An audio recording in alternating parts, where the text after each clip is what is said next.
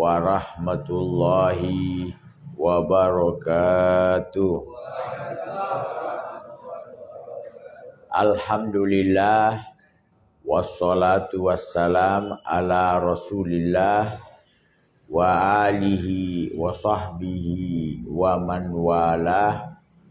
Allahumma salli wa sallim ala sayyidina Muhammad al-fatih lima ughliq wal khatimi lima sabaq nasiril haq bil haq wal hadi ila siratikal mustaqim wa alihi wa sahbihi haqqa qadri wa miqdarihil azim. Amma ba'd. Hadirin hadirat majlis al khairat yang dimuliakan Allah, alhamdulillah malam ini kita duduk bersama di majlis yang mana kita mengingat Allah, mengingat hamba-hamba Allah yang baik, ya, dengan harapan yaitu nanti kita dikumpulkan oleh Allah bersama orang yang kita cintai, ya. Nah, di majelis inilah kita dengar nama-nama orang-orang baik, orang soleh. Ya, dengan itu kita kenal, kita tahu ini Habib Fulan, ulama Fulan, siapapun mereka. Ya. Ada lagi riwayat yang paling menggembirakan. Ya. Jadi kita kalau kumpul di satu majelis itu nanti dilihat siapa yang paling unggul. Nanti kita ikut di belakang mereka. Jadi dia doang yang ditanya. Kita mah nunggu ditanya tinggal masuk. Ya. Nggak ditanya lagi yang lain. Bayangin bagusnya kita hadir majelis. Ya. Nah dulu kita begitu. Ingat nggak dulu? Dulu ini cerita dulu. Dulu tuh kalau ada guru di depan periksa, kata aparat, guru ikut mereka. Iya Pak, ikut. Udah masuk semua tuh yang lain, nggak diperiksa lagi. Itu dulu. Kalau sekarang kan nggak ada. Ya. Gurunya aja ketangkep, apalagi cuma ngikut. Ya, ini cerita lama, cerita lama. Ya itu. Jadi kita duduk di majelis. Nah ini jangan diremehin. Karena inilah salah satu amalan yang Allah banggakan kita di depan malaikatnya. Ya. Kok bisa orang hadir di majelis dibanggakan oleh Allah? Ya iyalah. Jadi Allah kalau ngelihat hambanya kumpul duduk mengingat Allah, itu Allah bangga. Kayak orang juga. Saya mau tanya sekarang. Kalau orang punya anak, 2 deh, gak usah banyak-banyak. Yang satu selalu hadir ngaji, selalu rajin sholat, nurut sama orang tua. Yang satu gak pernah kelihatan majelis, mancing aja hidupnya deh. Kira-kira yang mana dibanggain oleh orang tuanya? Ya, yang suka ngaji kan? Artinya seorang tua pasti hatinya bangga. Ya bangga di sini kalau ada yang nanya, itu anak siapa? Oh itu anak saya, itu bangga. Nabi gilirannya yang mancing melulu, anak siapa? Tahu anak siapa? Mau dibilang kagak, anaknya juga. Mau dibilang iya, malu-maluin. Itu. Nah kita seperti itu. Ya. Ini hadirnya aja cukup. Paham mah nanti deh. Paham. Apalagi kesian tuh yang udah tua-tua. Banyak masalah lagi. Boro-boro Ingat pengajian, lupa melulu. Bininya jadi lupa di pasar. Tadi bareng ke pasar, pulang sendirian. Loh, mama mana? Nyangkut di toko tas. Subhanallah ya. Jadi kita hadir saja. Itu Allah udah senang. Dan dia sendiri yang mengabsur. Disebut namanya. Bayangin tuh, muliahnya orang mengaji. Allah sebutin, hambaku fulan hadir, hambaku fulan. Di depan malaikat lagi. Disebut dalam bentuk dibanggakan. Jadi maknanya hamba Allah yang lain nih, yang di tempat yang kagak beres, ya gak mungkin lah Allah banggain dia. Mungkin. Dibanggakan. Kalau Allah udah banggakan hamba, gak mungkin diazab. Gak mungkin. Kayak kita juga.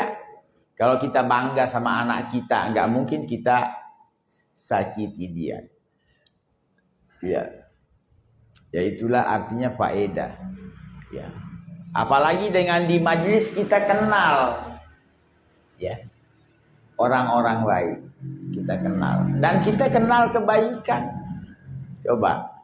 Kita mengaji dan mengaji. Pasti ada lah. Masa kagak ada sama sekali yang nempel. Ya. Ada saja. Urusan ini, urusan ini, urusan ini. Ya. Nah itu.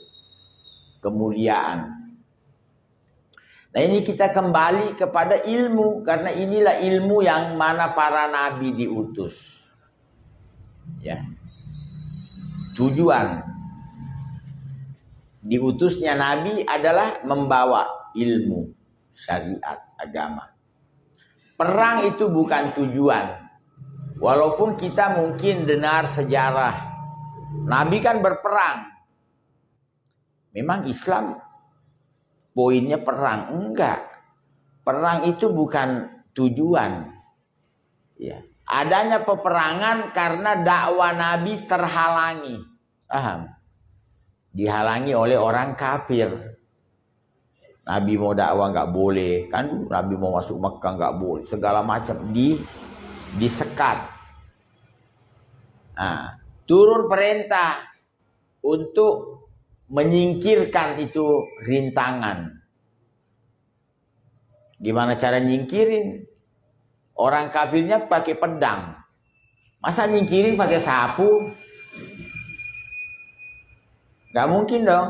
Bagaimana nyingkirin orang kafir biar tidak menghalangi kita? Ya pakai pedang juga lah. Mereka pakai pedang, itu pakai pedang. Ya, jadi tujuannya itu adalah menyampaikan risalah. Nah ini hadirin ini menyampaikan dakwah itu tidak harus duduk ngaji kayak begini, enggak. Sekarang mungkin nanti ada dengar 1-2 masalah, terus ketemu saudara, ketemu teman, kita sampein. Ya, kayaknya kita dianjurin begini. Ya, termasuk di depan kita ada Idul Kurban. Pasti yang berkurban orang yang pasti pernah dengar ilmunya lah, pernah tahu, pernah ini kemuliaannya kurban. Ya, ini salah satu faedahnya ilmu. Nah ini si saat Nabi menyebut kurban. Ini kurban satu bukti cinta.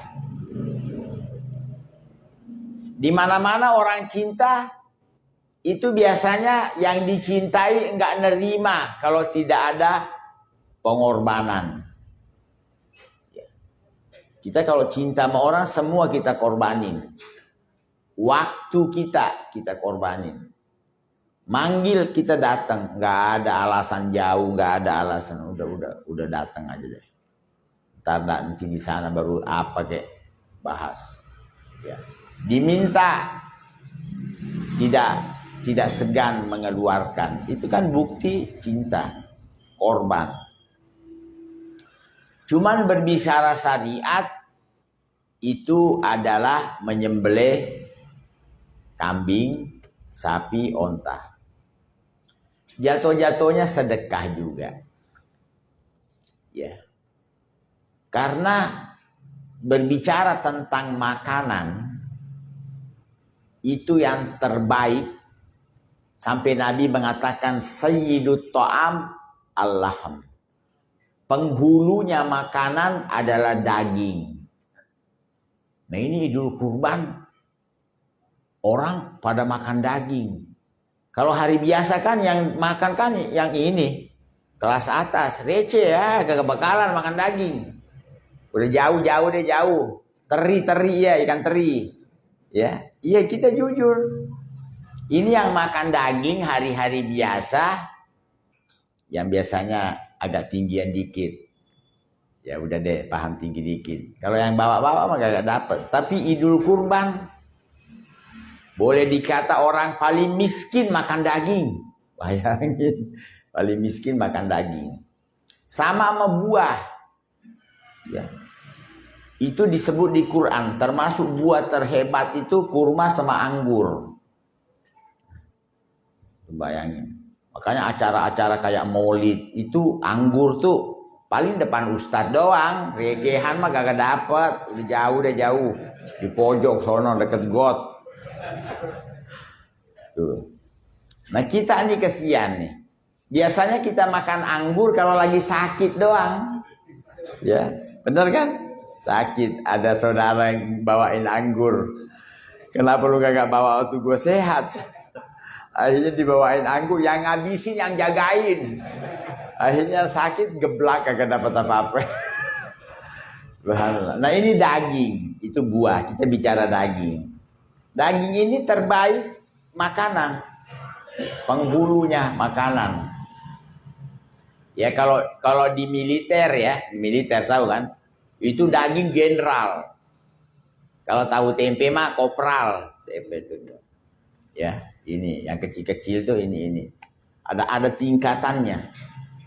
Bagaimana Allah mensyariatkan biar hambanya tuh yang miskin-miskin bisa makan daging. Bagaimana caranya? Allah paling hakim, paling bisa gitu. Memang benar. Kita jujur, tuh orang miskin tuh kalau nggak Idul Kurban nggak bakal nemu daging, nggak bakal makan daging. Udah setahun baru nemu. Biar dia makan juga. Allah kan adil sama hambanya. Ya, makanya dari awal sih memang Allah juga adil dari urusan makan. Ya. Jangan kita kecewa ya. Kayak kita, oh tidak, kalau kita amati nih, ini orang miskin nih lebih banyak makannya dari orang kaya. Benar. Kita bisa lihat kalau ada acara maulid. Coba lihat tuh yang kaya-kaya, nampaknya kagak habis, sisanya banyak. Yang miskin, naruh habis langsung. Belum juga nengok, ya udah selesai deh. Malah ngelirik lagi nampan orang. Ada sisa apa kagak tuh? Kalau ada udah dia yang eksekusi, dia yang nyelesain. Ya. Orang miskin masya Allah, nggak ada ngeluh-ngeluh kayak orang kaya tuh check up terus kesehatannya. Periksa ini, periksa. Orang miskin, tahu-tahu kober langsung deh. Nggak pakai periksa. Enak hidupnya. Ya. Orang kaya susah Mau makan ini nggak bisa gampang-gampang, harus meminum obat dulu. Makanan periksa. Kalau kita kan kagak. Coba lihat nampan, tulangnya aja hilang, lihat. Apa digerepuk juga Ya. Enak tuh orang miskin, masya Allah makan nggak ada ini, ya nggak ada sakit. Ada sih sakit, cuman nggak ada duit buat check up, nggak ada. Jadi dia nggak tahu kalau dia sakit, tahu-tahu lewat aja udah. Ya, orang kaya tuh susah tidur, repot. Dia biasa minum obat dulu baru bisa tidur. Terus kamarnya ber-AC, dinyalain AC-nya, enak. Orang miskin ngaji aja tidur. Udah, Ustaz lain pulas deh. Orang kaya bantalnya empuk, dia beton dipakai bantal. Tangga masjid, mau masjid doang, masjid itu kan dari beton. Itu bantalnya dia tuh, udah pulas saja. Ya, jadi adil ya. Kalau kita amati Allah adil. Makanya orang kaya tuh yang uangnya miliar-miliar, dia nggak bisa makan lebih. daripada makanannya orang miskin, nggak bisa lebih. Malah banyakkan orang miskin makannya, udah itu aja deh. Ya. Dia nggak bisa lebih. Orang yang uangnya banyak nggak mampu makan 10 piring, apalagi 100 piring. Padahal duitnya 1000 piring cukup. Itu. Nah ini kembali lagi ke masalah kita ini. Nah ini kita mengaji dari satu sisi, kita biar sama Allah itu jangan salah paham. Ya, jangan salah paham. Ya. Karena kita amati ini bicara mayoritas ya. Mayoritas orang Islam itu kalangan bawah, mayoritas. Jarang yang atas. Yang atas kita lihat tuh orang kafir. Orang kafir. Ya kayak kita di Indonesia nih, nggak usah jauh-jauh. Itu kekayaan semuanya nih orang kafir yang ambil semuanya. Ya. Gak usah nyebutin siapa-siapanya deh, paham deh jamaah. Gak usah. Orang Islam, tapi orang Islam Masya Allah. Gak kurang-kurang juga. Semua. Ya, dia bisa ini, bisa ini. Karena dia tidak terlalu fokus sama dunia, itu masalahnya. Ya, kita lihat. Ya, mumpung ingat nih, kayak Habib Ali bin Hussein Al-Attas. Ya Allah, orang tuh mau ngasih apa aja ada deh kalau dia mau. Tapi dia enggak. Ya, enggak nerima. Dia senang dalam keadaan itu. Karena memang nikmat itu kan tidak hanya di makanan. Memang orang hidup enak itu harus rumah bagus. Harus makan enak. Kan tidak. Ya. Ada orang tuh dikasih oleh Allah nikmatnya mengaji. Ya, jadi kenikmatan hidupnya di saat mengaji. Makanya jangan kaget ada orang kita lihat ngaji aja. Sampai kita capek ngeliat dia ngaji. Setiap kali ngaji. Nah lu kagak ngaji capek. Dia yang kagak ngaji capek ngeliat orang. Dia menikmati yang kamu tidak nikmati. Ya kayak yang doyan mancing tuh. Nikmat banget. Maghrib belum pulang. Ayamnya udah pulang. Ayam udah pulang. Dia belum pulang. Belum pulang. Tahu apa tuh? Makanya Habib gak berani nyoba mancing. Dia gak berani, takut. Takut gak kepulang juga. Tuh, bayangin. Ada orang kalau kita dengar cerita orang dulu. Gak ada. Sholat aja, mengaji. Karena dia merasakan nikmat. Yang kita tidak rasakan. Nah ini kenikmatan juga susah diterangin ke orang. Nanti ada yang nanya, bagaimana sih enaknya mengaji, enaknya sholat, enaknya. Kan susah jelasin. Memang harus dirasakan. Ini ada dua nih yang saya ingat. Itu ada minuman, kita susah jelasin ke orang rasanya apa. Minuman STMJ.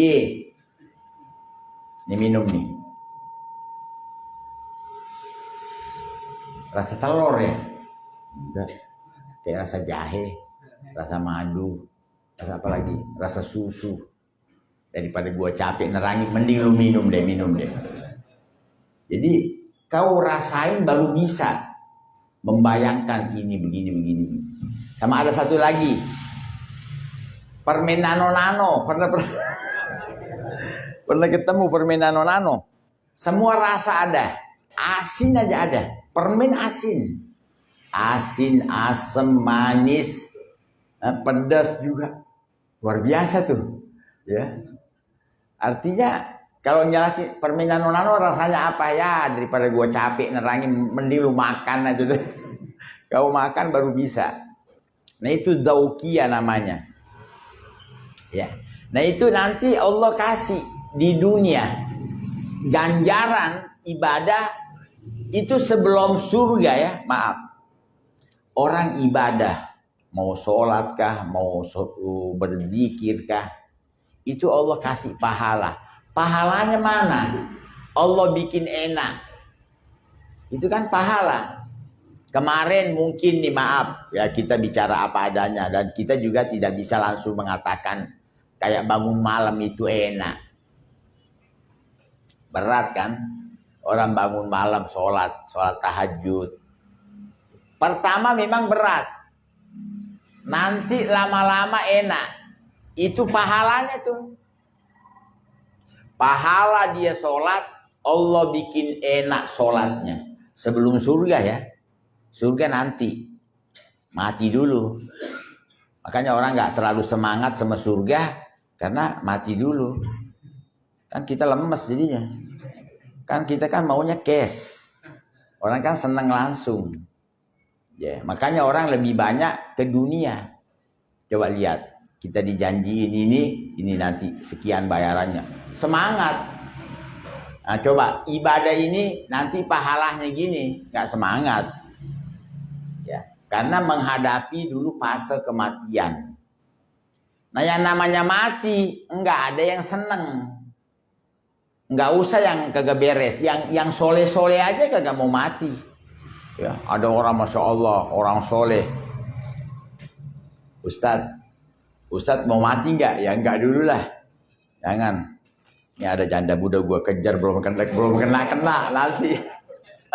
Kalau udah dapat baru deh. Ada aja alasannya, nggak mau mati deh walhasil. Nggak mau mati. Nggak usah yang udah seneng-seneng nih semuanya Masya Allah. Udah punya istri, punya anak, punya rumah, punya ini. Yang setengah mati aja kagak mau mah. Kira-kira contohnya yang setengah mati ini. Ini ada orang nggak ada rumahnya. Ada. Paling kesian dia nyari kolong jembatan. Ntar disekat pakai kardus tuh. Itu rumahnya dia dah.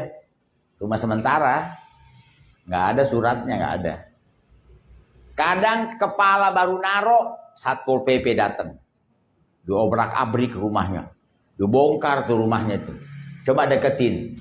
Bang, mau mati nggak? Ya enggak lah mas. Tetap nggak mau mati. Padahal udah setengah mati. Nah, itulah alasannya. Nah, kenapa lagi sekarang kita tidak senang dengan kematian? Padahal Nabi mengatakan, Sinfani yakrohuhuman nas fahuwa khairullah. Ada dua perkara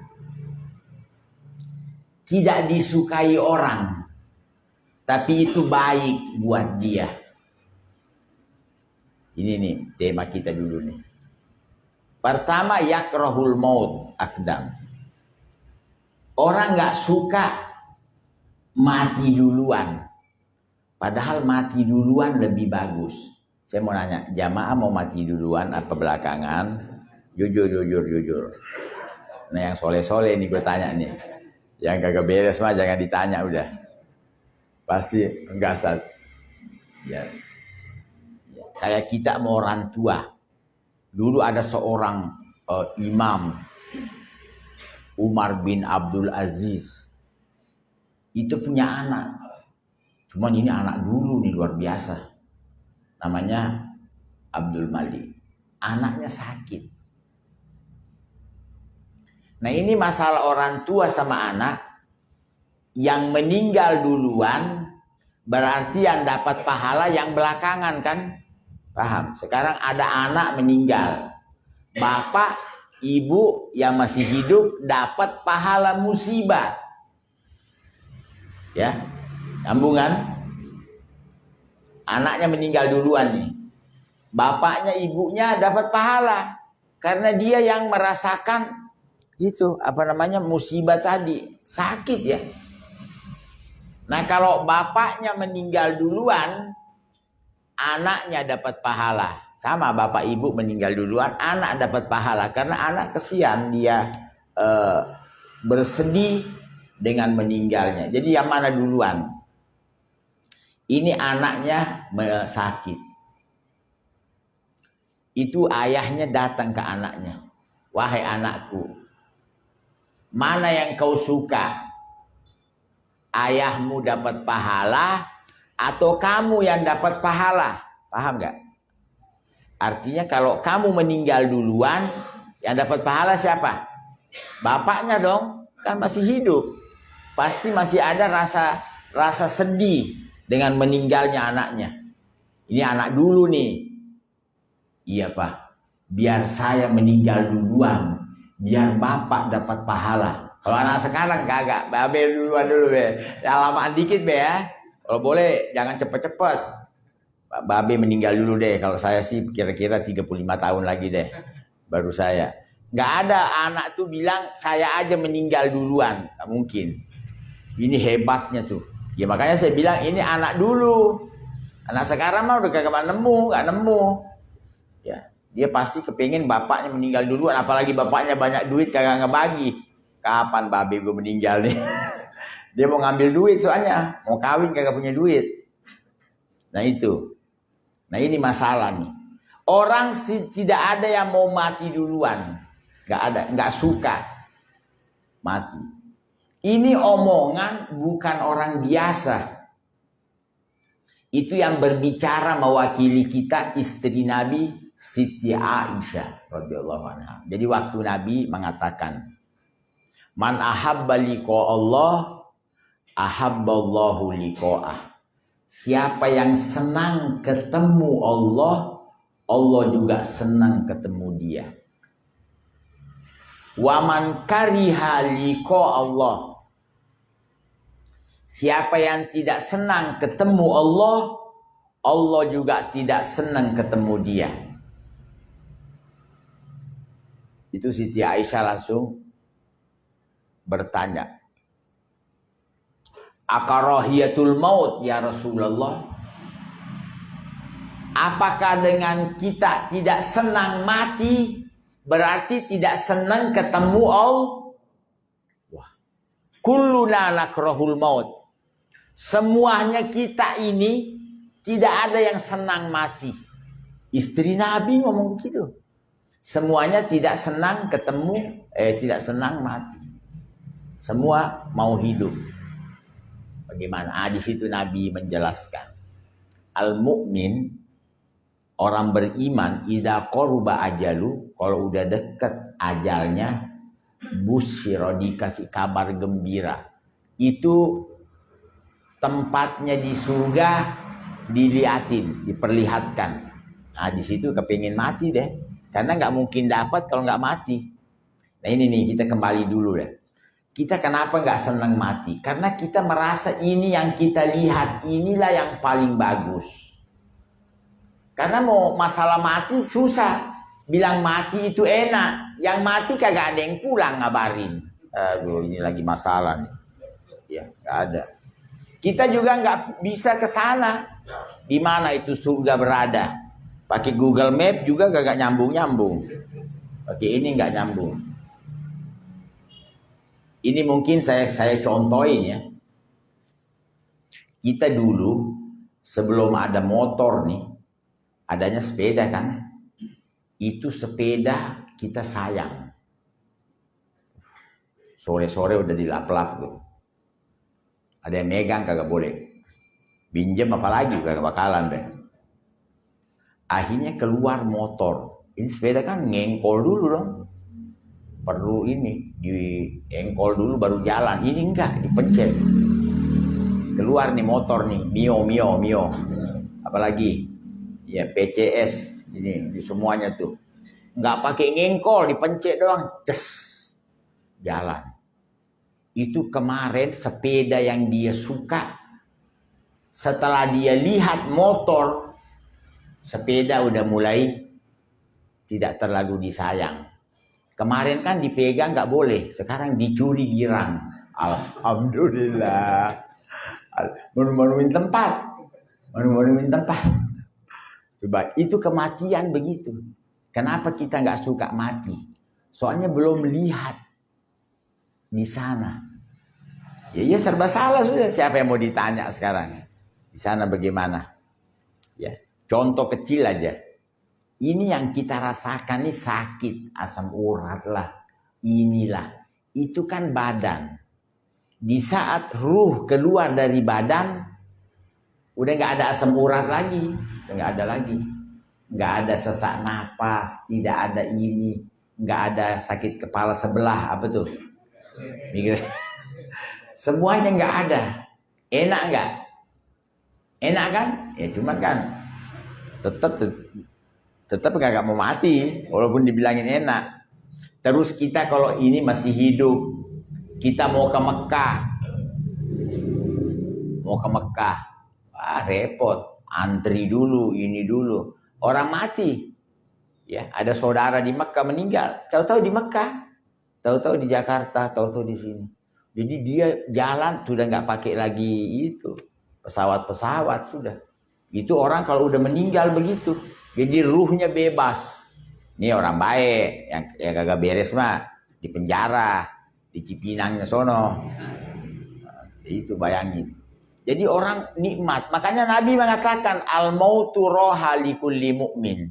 Kematian itu adalah istirahatnya orang beriman. Istirahat ya dari ini semua. Nah, ini kembali lagi masalah mati duluan. Kita nggak suka mati duluan, mau belakangan. Padahal mati duluan lebih bagus. Masalah fitnah sekarang. Orang dulu kalau ada anak muda kedapatan masuk bioskop, namanya cemar nggak? Tahu cemar? Itu kalau ngelamar mungkin kagak diterima tuh sama keluarga perempuan. Nah, dia mah itu biasa masuk bioskop. Saya mau tanya, sekarang bioskop masuk rumah nggak? Kan ngeluarinnya susah.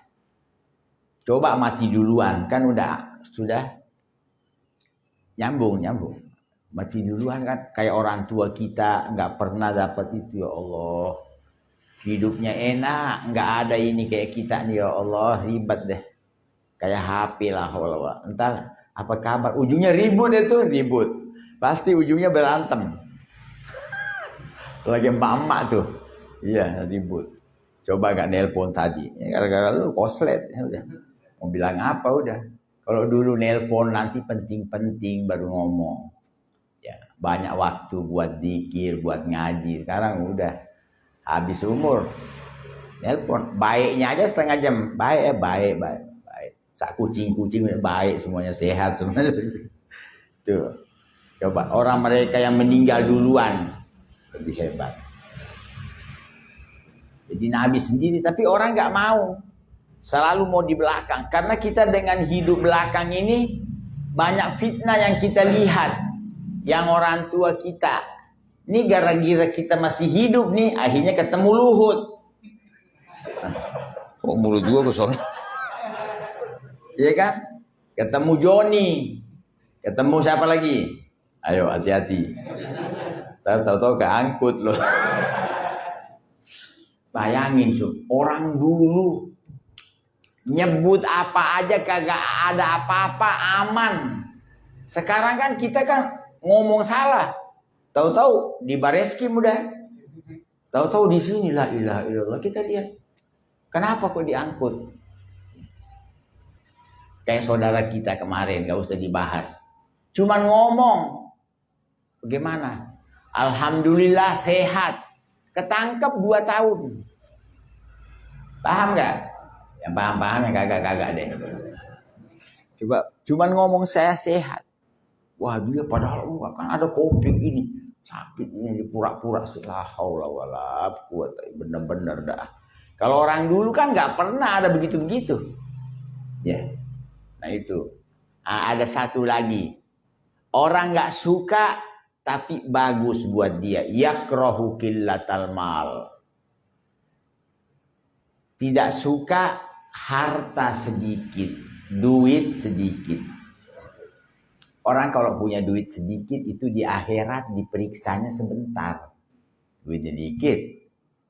Kalau yang duitnya banyak, periksanya lama. Ya maaf mau duit dikit banyak, ayo jujur. Ya jangankan yang receh-receh. Ulama-ulama aja sampai banyak kegoda.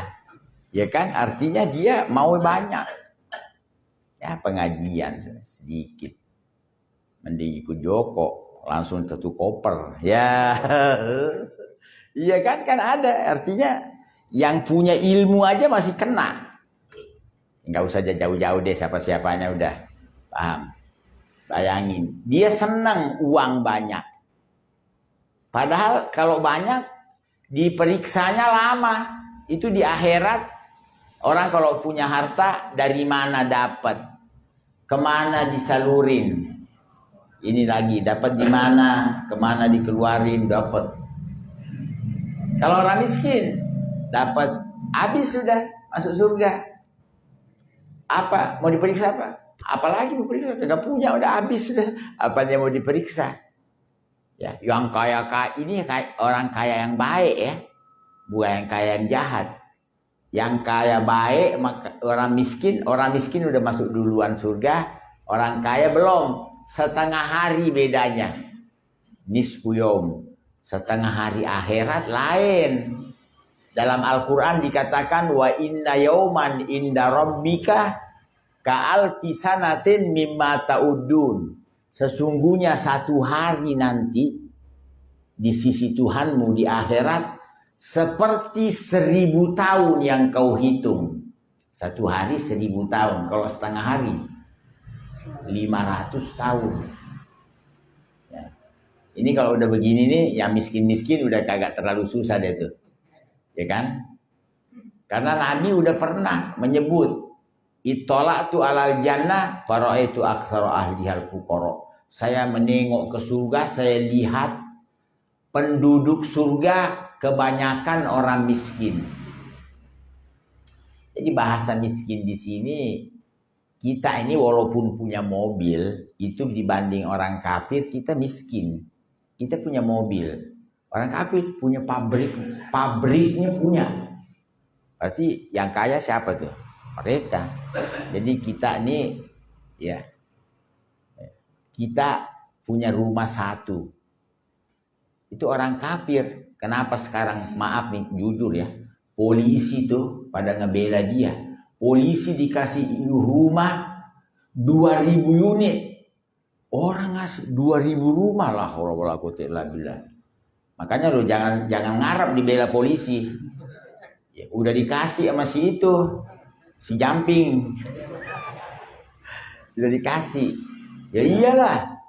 Ya kata polisi nunggu ini lama banget. Ini langsung dapat. Kayaknya kayak apa tuh? Ya. Bukan hanya 2000 sih saya sebutnya cuma begitu. Lebih. Berapa jumlah tuh? TNI dikasih. Bayangin.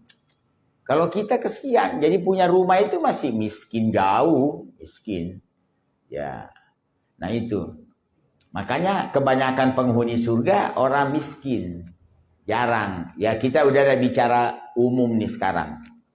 Nah kita yang ngaji-ngaji nih kebanyakan kalau kagak di PHK ya nganggur. Coba yang sibuk jarang didapati ngaji, jarang. Apalagi yang udah gede-gede ya kayak direktur ini udah jauh deh, gak ada harapan deh. Jauh. Jadi memang lihat yang bikin penuh musola orang-orang miskin, ya, yang mana kesian dia dunianya secukupnya, tidak banyak kayak orang. Kalau orang kaya kan sibuk ngitung duitnya, sibuk mau naruh di mana itu duit, mau di mana. Kita sudah tahu semuanya, bingung. Wah dia serakah nggak ada hentinya, nggak ada batasannya. Dia mau dapat berapa tuh, ya? Masih nggak berhenti.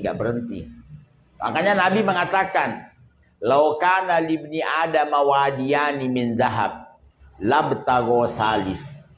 Wa ma mala ajaubu ibni Adam illa turab, wa yatubullahu ala man tab."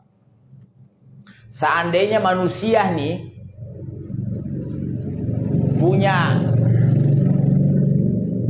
duit, punya emas, karena orang dulu tuh duitnya emas, dinar emas, dirham perak.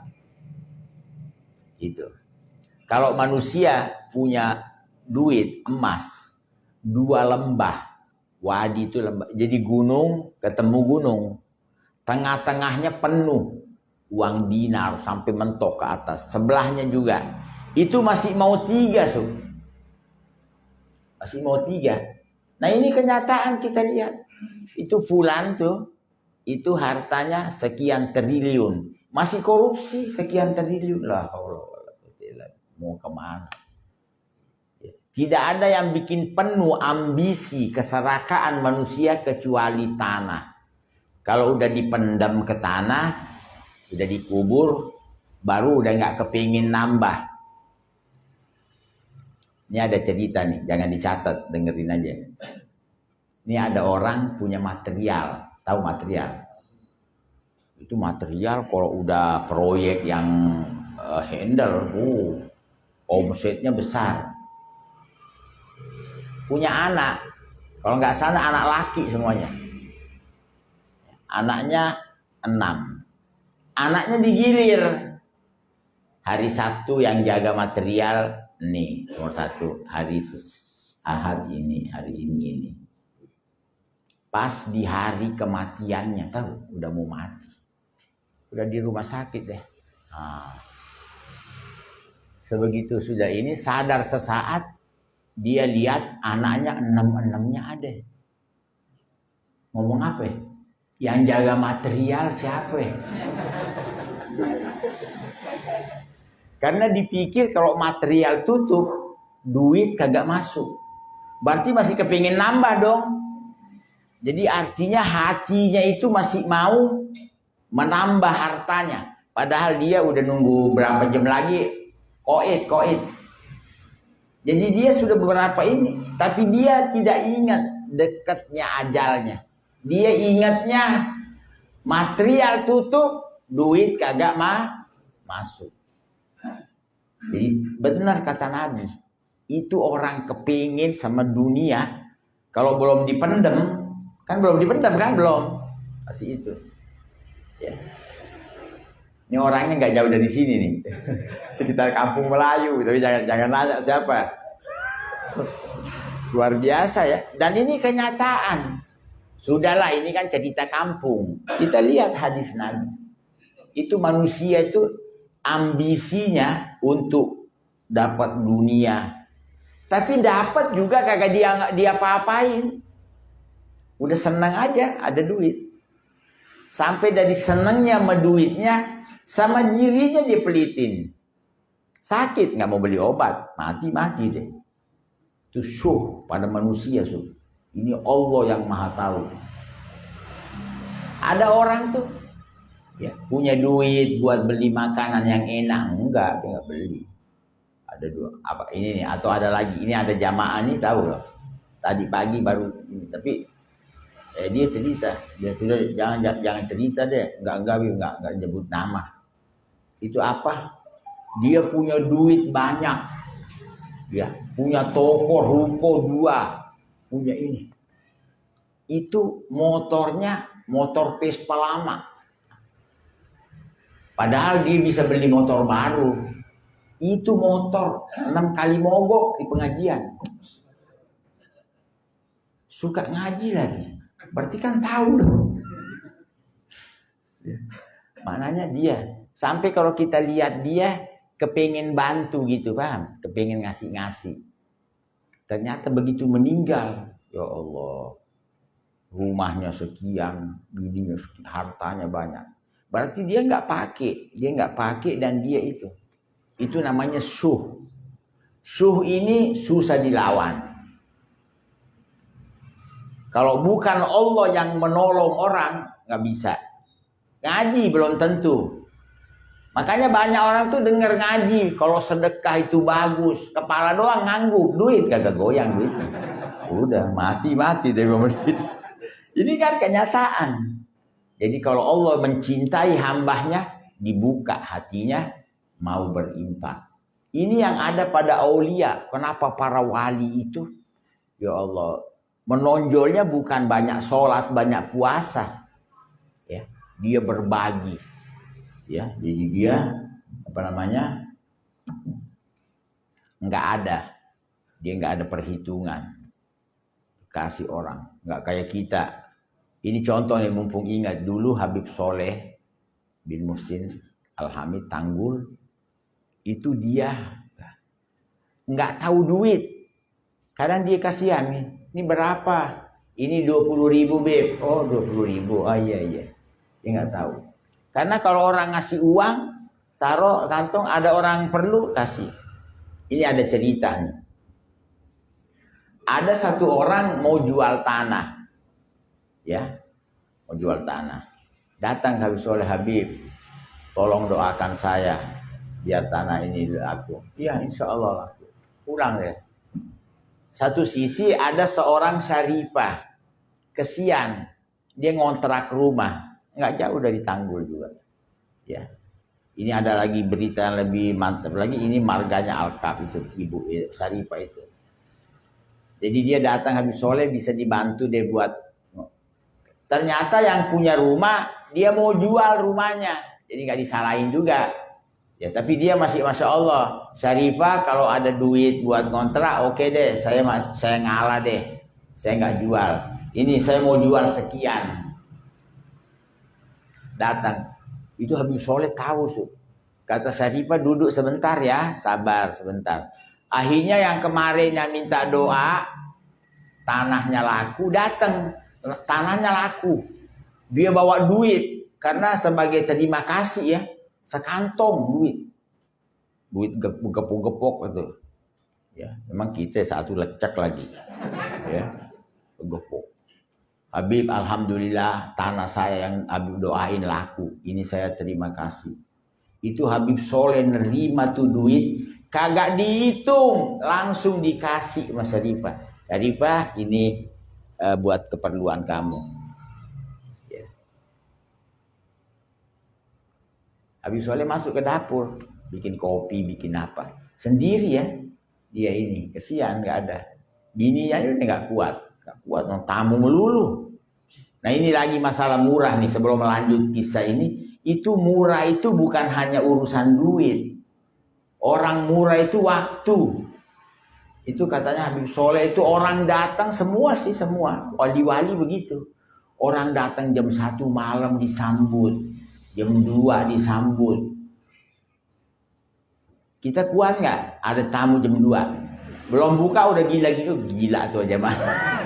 Belum dibuka udah ini. Kita kadang-kadang lebih murah sama duit daripada waktu. Contoh ada orang datang. Udah kasih duit aja deh biar pulang, ya kan? Kita lebih senang duit kita lepas daripada waktu kita diambil. Beliau waktunya. Orang datang malam-malam jauh-jauh, wah semua datang bawa masalah, semuanya bermasalah. Walhasil Syarifah ini nggak tahu isinya berapa, dibawa pulang, dihitung itu duit seharga rumah, persis harga rumah yang punya rumah nawarin. Ketakutan ini Syarifahnya, kan dia kan kesian cuma minta buat kontrak. Dipulangin tuh Habib ngasihnya salah, besar banget ini duit. Kenapa ya Syarifah? Ini duit cukup beli rumah. Kata Habib Soleh, cukup beli ya Syarifah, beli. Kalau memang cukup beli, kalau kita sini pulangin. Kalau udah begini baru jadi wali. Kalau jadi wali tuh. Wali begitu murah. Jadi dia di hatinya tuh di dunia di luar. Ya, jadi kalau kita masih suka ini masih susah lah. Tapi oke deh, kita kalau nggak bisa semua, paling tidak kita kagum kepada mereka ya semua. Ya, banyak juga penawaran dia nggak terima, karena dia cintanya sama Allah aja, ya sama Allah saja. Ya, waktu juga yang membatasi kita ya. Kita doakan jamaah panjang umur, sehat walafiat. La ilaha illallah.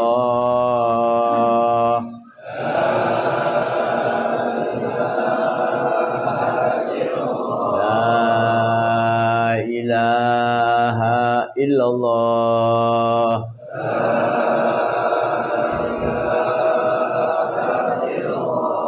Muhammadur Rasulullah.